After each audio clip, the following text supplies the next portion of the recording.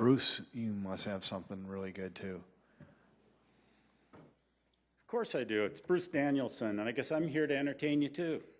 Well, I guess maybe first, can you just clarify a little bit about this process of maybe South Dakota becoming a test site? Like, what is that looking like, and is it something that would start in Sioux Falls and Madison and then expand to the state, or what kind of what are you thinking there? Well, there are a lot of conversations that are going on between the city of Sioux Falls and Dakota State University in Madison and the city of Madison, I think. And you know, I'm not sure where it all ends up, but you know, I'd love to see a corridor that would enable 5G high-speed internet communications. But the one thing I do know is that the mayor in Sioux Falls is working aggressively to make it easier for these companies. He's been in negotiations with Verizon and I think others to make it easier to build out these types of networks and to enable the investment in 5G that will allow South Dakota to play a leading role, and I think to stay on the cutting edge when it comes to this. So there are a lot of discussions and conversations going on between providers and in the cities, in the state, and our office, and we want to encourage more of that. We would love to see Sioux Falls, South Dakota really become a leader when it comes to fifth generation technology. Is there other cities that we're maybe competing with, or? Well, I mean, I think there are, you know, Verizon, for example, was looking, I think, at San Jose as a potential city where this would work, but they've made it very hard. I mean, if you've got parts of the country where these city leaders erect barriers that are difficult to overcome in terms of, you know, time to build these out, cost to build these out. And so I think there's a great advantage for a state like South Dakota, where we have fairly nimble cities and leadership that's progressive, to look at what they can do to put South Dakota on the map, and to be that place where those companies, those providers like the Verizons of the world want to invest. Is there a timeline? Well, there are. This stuff is happening, and the investment is being made. The question is, where is it going to be made?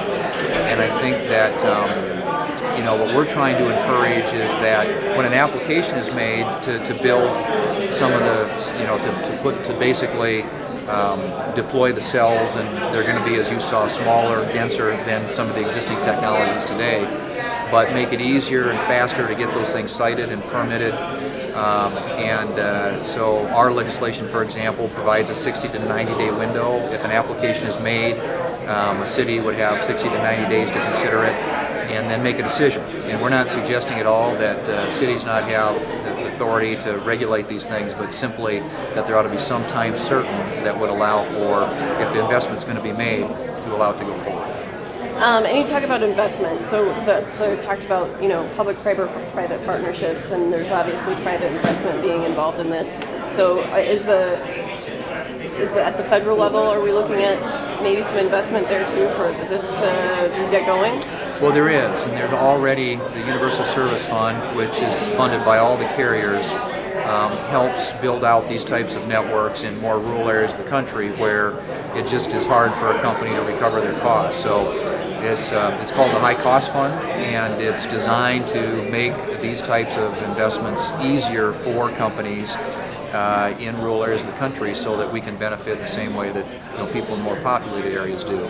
We're constantly looking at those programs, trying to determine how to make them more usable, more workable for rural communities and rural carriers. We have a number of rural carriers I saw in the audience today who are working really hard to deliver high-speed services, broadband services all across South Dakota in places where the economics probably don't make that much sense. So there's a certain amount of partnership that's involved, and those programs are there for a purpose. We think they get utilized well. We're always working with the FCC to try and make them more efficient and make them easier to use, and make sure that the dollars are really getting on the targets where areas that are underserved. Sometimes we've seen build out where you've got duplicative services because they might get federal funding for something and then they're building on top of something that's already there. And we want to make sure that the dollars are well used to deliver services to those areas that are truly underserved. Senator, how reasonable is it to think that most or all of South Dakota will get 5G? I think it'll be harder in the rural areas, we know that, but we've done really well, I think. You know, there's certain areas in our state that even today, 3G is hard to come by, but there are an awful lot of places, thanks to the good work of some of these providers across our state, both the indies and the co-ops, as well as the larger companies. We've got a lot of places that have 4G LTE technology, and we're hoping that with the right incentives that some of these companies will want to make those investments in 5G. And I think if you're a community, and you're a community leader, a mayor, or city council member, you're going to be looking at the potential economic benefits of having that there, because I do think it's going to attract a lot of investment. And the jobs that came with 4G were by the thousands, tens of thousands. And so we think 5G is going to be on a magnitude or multiples of that, I should say. So I know your party in particular wants to re-regulate, and the folks that testified here today like re-regulation. On the other hand, do you see a time that Congress tells these companies, you're going to put 5G in everywhere? I mean, kind of like essential air service or something. Yeah, you know, I doubt that we'll ever get to where we would mandate that. But I do think if there is an infrastructure bill next year, and we'll see if there is. But to me, this is a form of infrastructure. You know, I've always been a big advocate of federal dollars and help going in to build roads and bridges and all the things that make our transportation system build, because it makes our economy more competitive. And I view broadband internet services kind of the same way. So if there is an infrastructure bill, I hope that we have some incentives in there, some help for rural areas. I always prefer, I guess, to use the carrot rather than the stick. I would like to incentivize these companies, provide assistance where necessary, and like I said, we have these programs the FCC does at their disposal to provide resources to help serve underserved areas and to create those kinds of partnerships, and I think that's a preferable model to me. I mean, I don't know that we'll ever get to where we just say, you know, you have to build out this to every neighborhood in the state, but I hope that every neighborhood in the state benefits because there are the right incentives in place to make that investment happen. There's areas like in Lincoln, Union, Clay, Turner, that they can't even get 3G service. I mean, they don't even have the ability to have DSL to their homes, to their farms. I mean, these people would like to be able to do things out in these rural areas, and they have no ability to get any kind of service. They barely can get dial-up for the few that can subscribe to a dial-up service. You know, what can this do to help them? You know, what can the Senate and the Congress do to push these providers into actually giving service? Right. Well, again, I think a lot of it has to do, if it's an area that's underserved, there are programs that the FCC oversees and that we fund that a lot of those communities or the carriers that serve those communities should be able to take advantage of. So, I mean, I would encourage more of that. I think that if we can find ways to incentivize that investment by these companies or to partner in some way with these companies, and in many cases, again, a lot of this build out that's occurred in rural areas of South Dakota, and I'm not the areas that you're talking about, I can't speak to. 10 miles out of Vermillion, you can't well, get they should, anything. Yeah, and that shouldn't be the case. I mean, I would think that areas where you've got any kind of a population base, there ought to be sufficient incentives to invest there. But in the rural areas of South Dakota that I know where that investment has been made, a lot of it's happened because of some of these carriers like Golden West, for example, and I saw Denny Law was here today, are taking advantage of some of these federal incentives and programs and finding ways to make that investment and deploy it to places that otherwise wouldn't have it. And I just think that we've got to continue to have those types of incentives in place and look for ways to refine them, make them work better, and ensure that underserved areas are getting the help that they need. Is it your impression, Senator, that communities are being cooperative overall as far as the infrastructure development that is needed? Yeah, most of them around here are. I don't think we have issues here. As you heard, South Dakota Municipal League is working aggressively to try and come up with some sort of standardized ordinances that cities could adopt.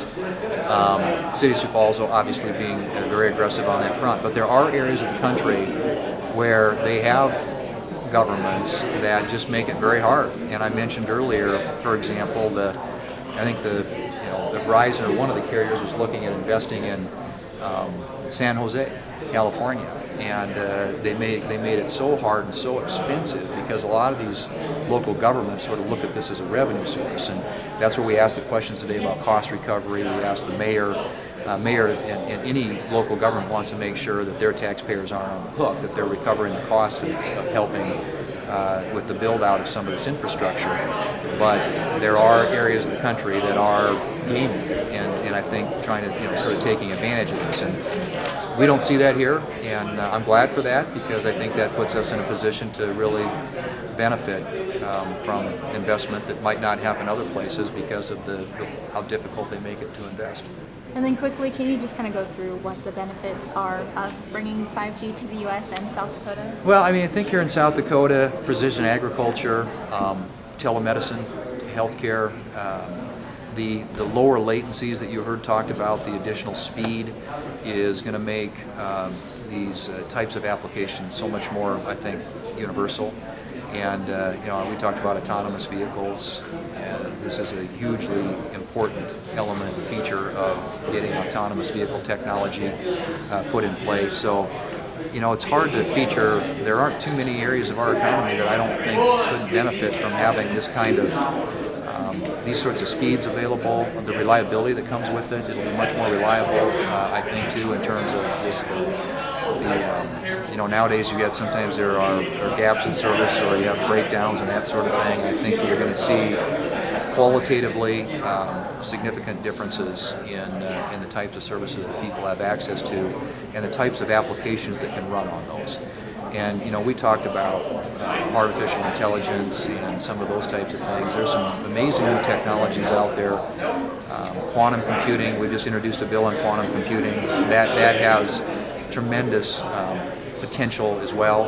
And but a lot of the stuff rides on the infrastructure, and the infrastructure's got to be there, the spectrum's got to be there, and those are the things that we're focused on trying to get in place to make sure that South Dakota benefits. And then why is now the time? Well, now is because I think everybody's ready and poised to make that next step to that next generation of technology, and mainly because if we lose that race, somebody else is going to get the benefit from it. And China is working very aggressively. I mean, I think we're still ahead in terms of technology, but barely. They're really nipping at our heels, and they make it a lot easier in some of those countries to do this type of investment. And of course, they've got governments that invest and support it as well. But we do most of it here with private investment. We don't ask the taxpayers in most cases, with the exception of some of the rural areas, like I mentioned. And we want to continue to see that model work. But I think now is the time, because if we wait any longer, we're going to be behind the game, and somebody else is going to get all the economic benefits that come from this. Okay, Sam, we got to wrap up. Okay.